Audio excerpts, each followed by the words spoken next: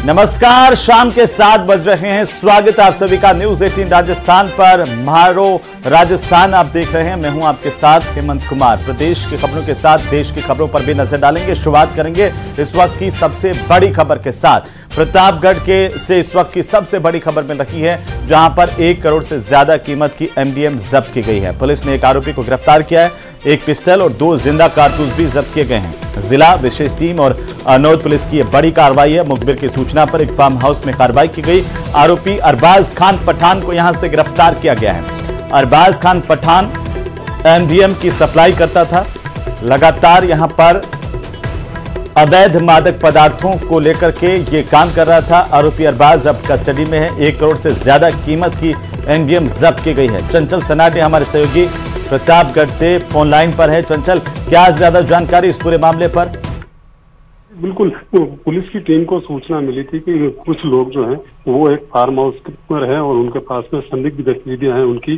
तो इस पर पुलिस की टीम ने वहां पर दावा बोला और वहां पर 3 लोग मिले पुलिस को, जो पुलिस को देख करके भागने लगे। तो इस पर पुलिस की टीम ने उनमें से एक व्यक्ति को पकड़ लिया और 2 भागने में सफल हो गए। पुलिस ने जब भागने का कारण पूछा तो व्यक्ति संतोषजनक जवाब नहीं दे पाया। तो इस पर पुलिस ने उसकी और वहां पर फार्म हाउस की तलाशी ली। तो पुलिस को वहां से 545 ग्राम एमडीएमए ड्रग्स मिली और उसके साथ ही एक पिस्टल और 2 जिंदा कारतूस भी बरामद हुए। तो जो ड्रग्स की जो अंतर्राष्ट्रीय मार्केट में वैल्यू है वो लगभग 1 करोड़ रुपए बताई जा रही है। और पुलिस जो है वो जो दोनों साथी भागने में कामयाब रहे, उनको भी तलाश कर रही है और जो आरोपी पकड़ा गया है उससे भी पूछताछ कर रही है। जी बिल्कुल चंचल, चले बहुत शुक्रिया तमाम जानकारी के लिए। नजर बनाए रखिए, अपडेट हम आपसे लेते रहेंगे। और इसी बीच नीट पेपर लीक परीक्षा मामले के तार अब झालावाड़ से जुड़ते नजर आ रहे हैं। और इसे लेकर के बड़ी जानकारी ये कि झालावाड़ मेडिकल कॉलेज से इसके सीधे तौर पर तार जुड़े हैं। गत दिनों इसी मामले को लेकर दिल्ली और मुंबई क्राइम ब्रांच की टीमों ने गुपचुप तरीके से कार्रवाई करनी शुरू कर दी है। ये कार्रवाई बिहार, गुजरात से राजस्थान तक पहुंच चुकी है। रिपोर्ट देखिए। मामले के तार अब झालावाड़ के मेडिकल कॉलेज से भी जुड़ते नजर आ रहे हैं। गत दिनों दिल्ली और मुंबई क्राइम ब्रांच की टीमों ने झालावाड़ मेडिकल कॉलेज के करीब 10 छात्रों को अपनी हिरासत में लिया है। तो वहीं बाद में पूछताछ के बाद करीब 8 जो छात्र थे उन्हें जमानत मिल गई। लेकिन 2 छात्र ऐसे हैं जिनकी अभी भी पूछताछ चल रही है।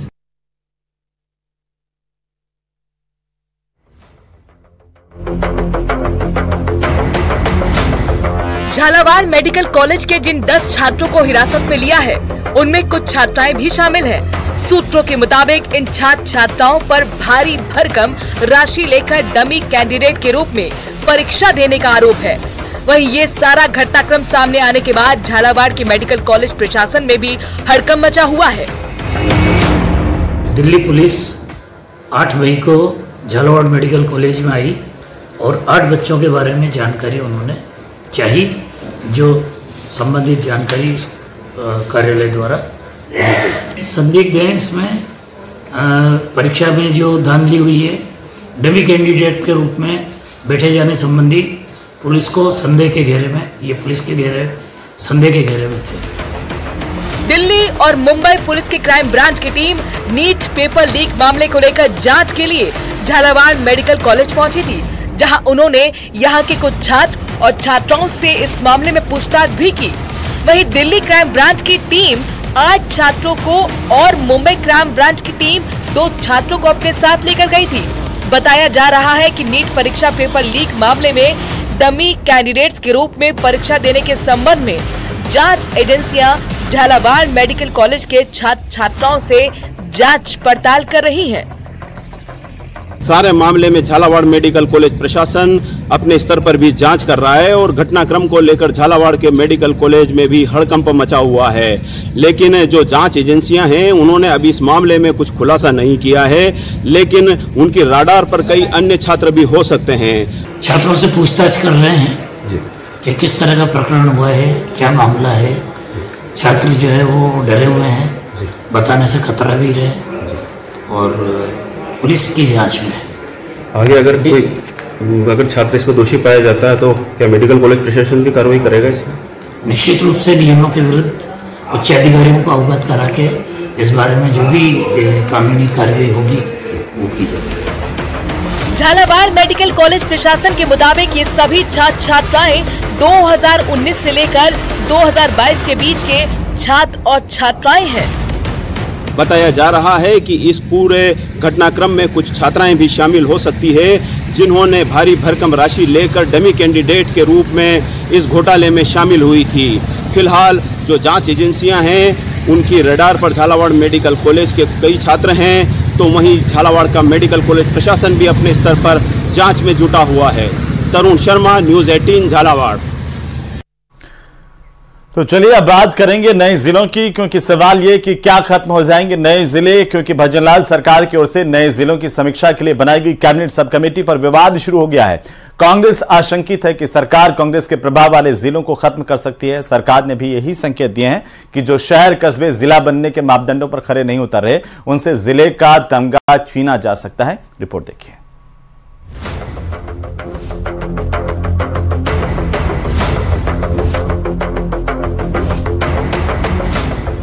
बजट सत्र से पहले ही गहलोत राज में बने 17 नए जिलों और 3 संभागों के भविष्य पर संकट के बादल मंडाने लगे हैं। संसदीय कार्य मंत्री जोगाराम पटेल का तर्क है कि कांग्रेस राज में अपने चहेतों को खुश करने के लिए गहलोत ने आनन फानन में जिले बना दिए थे। जिले बने कई शहर कस्बे जिला मुख्यालय बनने के मापदंडों पर खरे नहीं उतर रहे। इससे फिजूल खर्ची बढ़ रही है और जनता को इसका फायदा कम और नुकसान ज्यादा हो रहा है। अनेक जिले ऐसे बना दिए जिसका जनता खुद ऐतराज करती है। इवन मेरे कांग्रेस के साथी भी ऐतराज करते हैं कि इसकी कोई आवश्यकता नहीं थी। तो हमारी माननीय मुख्यमंत्री जी का ये मानना है कि कोई भी जिले बने, ग्राम पंचायत बने, निगम बने, वो जन उपयोगी हो, जनहितार्थ हो। और जन उपयोगी नहीं हो, अनाप से अनाप शनाप खर्चा बढ़ जावे, प्रशासनिक तंत्र इतना बनाना पड़ेगा उसकी पूर्ति नहीं की जाए तो उसको उपयोगी नहीं कहा जा सकता। गहलोत के तत्कालीन सलाहकार बाबूलाल नागर की जिद की वजह से दूदू राजस्थान का सबसे छोटा जिला बना था, जिसमें सिर्फ 3 तहसीलें और 1 विधानसभा है। कमोबेश ऐसे ही हाल केकड़ी के हैं, तो सांचौर का एरिया भी कोई बहुत ज्यादा बड़ा नहीं है। गंगापुर सिटी के कांग्रेस विधायक रामकेश मीणा ने तो चेतावनी तक दे डाली है कि अगर गंगापुर सिटी से जिले का दर्जा छीनने की कोई भी कोशिश हुई तो सरकार की ईंट से ईंट बजा दी जाएगी। मैं आपको ये चेतावनी देता हूँ कि गंगापुर ने बहुत झंझट झेले हैं, दुख झेले हैं, और गंगापुर के नागरिक किसी भी रूप में इसको बर्दाश्त नहीं करेंगे कि गंगापुर जिले की समीक्षा हो। गंगापुर पूरे मापदंड तय करता है, प्रस्ताव पास हुआ है, सरकार ने जिला बनाया है। अगर गंगापुर जिले से कोई छेड़छाड़ की कमेटी हो या सरकार हो, किसी भी रूप में बर्दाश्त नहीं करेंगे, सरकार की ईंट से ईंट बजा देंगे। इधर बीजेपी के नेता अपने जिलों को बचाने की मुहिम में जुटे हैं। भरतपुर से अलग कर बनाए गए डीग जिले में गृह राज्य मंत्री जवाहर बेडम की विधानसभा सीट नगर भी आती है। अब गृह राज्य मंत्री बयान दे रहे हैं कि डीग जिले का अस्तित्व बरकरार रहेगा। बेडम तो डीग के क्षेत्रफल को और बढ़ाने तक की बात कर रहे हैं। और लोगों ने लिया डीग जिला वाजिब बना है और डीग जिला रहेगा निश्चित रूप से। उसकी सीमाओं में और लोगों को जोड़ा जाना निश्चित रूप से जरूरी है। जो इच्छा अपनी इच्छा से कहेंगे कि हमको डीग जिले में रखा जाए, उनको रखा जाएगा। और कुछ लोग ऐसे जोड़ दिए थे कि उनको डीग में जोड़ने की आवश्यकता नहीं थी, उनको उनके नज़दीकी जहाँ सहूलियत होगी वहाँ जोड़ने की बात करेंगे। हम कमेटी के सामने अपना पक्ष भी रखेंगे। माननीय मुख्यमंत्री महोदय ने कमेटी बनाई है और वो कमेटी इसमें सकारात्मक रूप से सभी पहलुओं का समीक्षा करेगी और समीक्षा के उपरांत ये पाया जाएगा कि अनेक जिले जन उपयोगी नहीं हैं, अनेक अनावश्यक रूप से वित्तीय भार बढ़ा रहे हैं, प्रशासनिक भार बढ़ा रहे हैं, तो उसकी समीक्षा की जाएगी। बहरहाल जिलों को लेकर विधानसभा सत्र में हंगामा होना तय माना जा रहा है। कांग्रेस विधायक इस मुद्दे को मुखर होकर उठाने की तैयारी में है। आखिर बरसों के संघर्ष के बाद जिले का मिला तमगा कहीं लापरवाही में हाथ से ना निकल जाए, इसलिए विपक्ष चौकन्ना नजर आ रहा है। सब कमेटी के सामने अपने जिले को बचाने की मजबूत पैरवी करने की भी विपक्ष की पूरी तैयारी है। कांग्रेस जानती है कि अगर थोड़ी भी ढिलाई हो गई तो अनुपयोगी और वित्तीय और प्रशासनिक भार कम करने के बहाने सरकार उन शहरों कस्बों से जिले का दर्जा छीन भी सकती है जो सरकार की निगाह में गैर जरूरी है और जहां बीजेपी को सियासी फायदा कम और नुकसान ज्यादा है।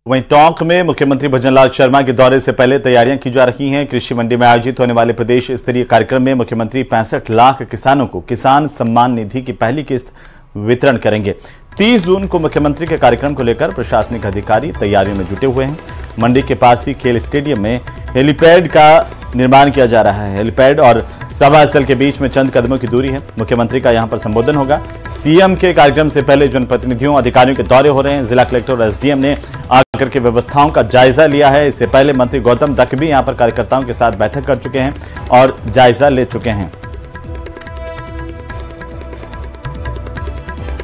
मुख्यमंत्री भजनलाल शर्मा 30 जून को टोंक आएंगे और टोंक में राज्य स्तरीय कार्यक्रम के दौरान किसान सम्मान निधि का वितरण किया जाएगा। प्रदेश के 65 लाख किसानों को पहली किस्त यहां से दी जाएगी और मुख्यमंत्री के दौरे की तैयारियों को लेकर के आप देख सकते हैं खेल स्टेडियम में हेलीपैड बनाया जा रहा है और ये खेल स्टेडियम में हेलीपैड के ठीक पास में जो कृषि मंडी है, कृषि मंडी और कृषि मंडी के ठीक पास में ये स्टेडियम, दोनों के बीच में कुछ दीवारें थी, उन दीवारों को तोड़ करके कृषि मंडी में जो सभा होगी वहां और ये स्टेडियम में पीडब्ल्यूडी जो है वो इसके हेलीपैड बनाने का काम है वो युद्ध स्तर पर जारी है।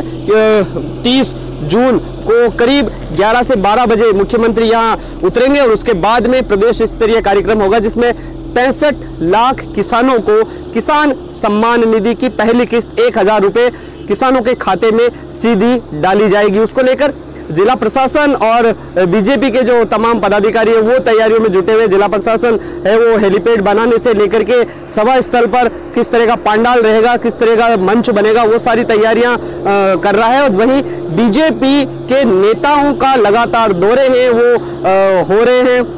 मंत्री गौतम कुमार दक एक दिन पहले यहां आकर के गए और बीजेपी के पदाधिकारियों से बातचीत करने के बाद उनको दिशा निर्देश दिए कि किस तरह का कार्यक्रम होने वाला है। जिलाध्यक्ष अजीत मेहता है वो पूरी मॉनिटरिंग कर रहे हैं और 30 जून को मुख्यमंत्री का यहां टोंक में कार्यक्रम होगा। न्यूज़ 18 राजस्थान, दौलत पारिक, टोंक।